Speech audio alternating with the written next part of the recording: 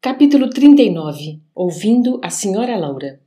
O caso Tobias impressionara-me profundamente. Aquela casa, alicerçada em princípios novos de união fraterna, preocupava-me como assunto obsidente. Afinal de contas, também ainda me sentia senhor do lar terrestre e avaliava quão difícil para mim próprio seria semelhante situação. Teria coragem de proceder como Tobias, imitando-lhe a conduta? Admitia que não. A meu ver, não seria capaz de aborrecer tanto a minha querida Zélia e jamais aceitaria tal imposição por parte de minha esposa. Aquelas observações da casa de Tobias torturavam-me o cérebro. Não conseguia encontrar esclarecimentos justos que pudessem satisfazer-me. Tão preocupado me senti que, no dia imediato, deliberei visitar Lísias, num momento de folga, ansioso de explicações da Sra. Laura, a quem votava confiança filial. Recebido com enormes demonstrações de alegria, esperei um momento propício em que pudesse ouvir a mãezinha de Lísias com calma e serenidade. Depois de se ausentarem os jovens a caminho de entretenimentos habituais, expus à generosa amiga o problema que me apoquentava, não sem natural acanhamento. Ela sorriu, com a grande experiência da vida, e começou a dizer: "Você fez bem em trazer a questão ao nosso estudo recíproco. Todo problema que torture a alma pede cooperação amiga para ser resolvido." E, depois de ligeira pausa, prosseguiu, atenciosa: "O caso Tobias é apenas um dos inumeráveis que conhecemos aqui e noutros núcleos espirituais que se caracterizam pelo pensamento elevado. Mas choca-nos o sentimento, não é verdade?" Atalhei com interesse. Quando nos atemos aos pontos de vista propriamente humanos, essas coisas dão até para escandalizar. Entretanto, meu amigo, é necessário, agora, sobrepormos a tudo os princípios de natureza espiritual. Nesse sentido, André, precisamos compreender o espírito de sequência que rege os quadros evolutivos da vida. Se atravessamos longa escala de animalidade, é justo que essa animalidade não desapareça de um dia para o outro. Empregamos muitos séculos para emergir das camadas inferiores. O sexo participa do patrimônio de faculdades divinas que demoramos a compreender. Não será fácil para você, presentemente, a penetração no sentido elevado da organização doméstica que visitou ontem.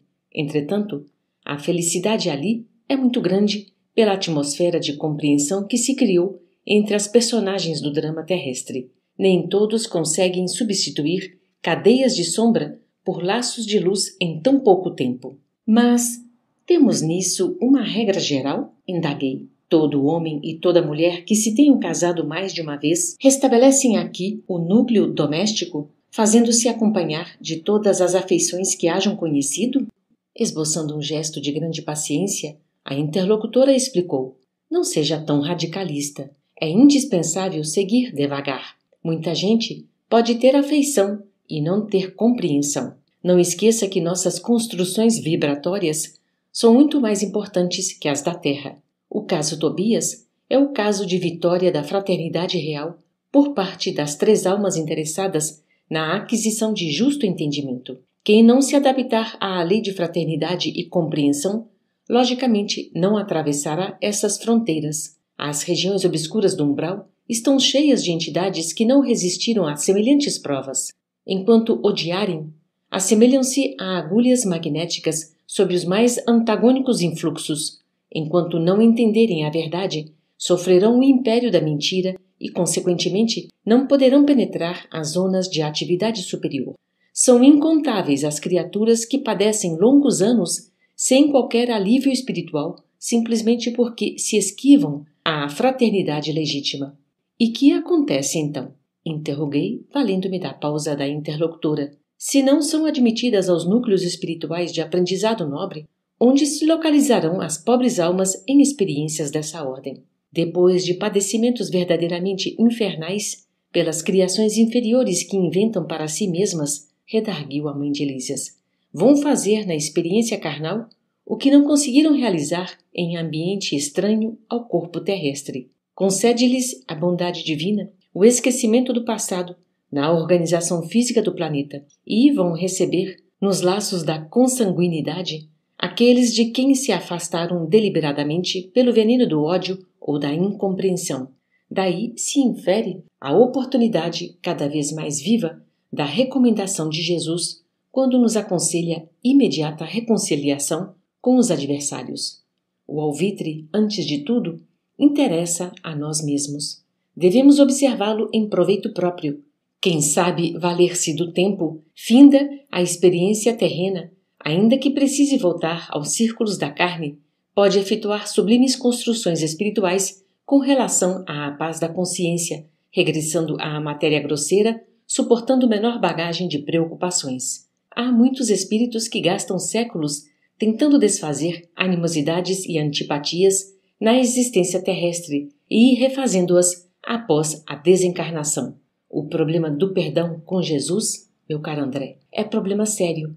Não se resolve em conversas. Perdoar verbalmente é questão de palavras, mas aquele que perdoa realmente precisa mover e remover pesados fardos de outras eras dentro de si mesmo. A essa altura, a senhora Laura silenciou, como quem precisava meditar na amplitude dos conceitos expendidos. Aproveitando o ensejo, aduziu: a experiência do casamento é muito sagrada aos meus olhos. A interlocutora não se surpreendeu com a afirmativa e obtemperou: aos espíritos ainda em simples experiência animal, nossa conversação não interessa.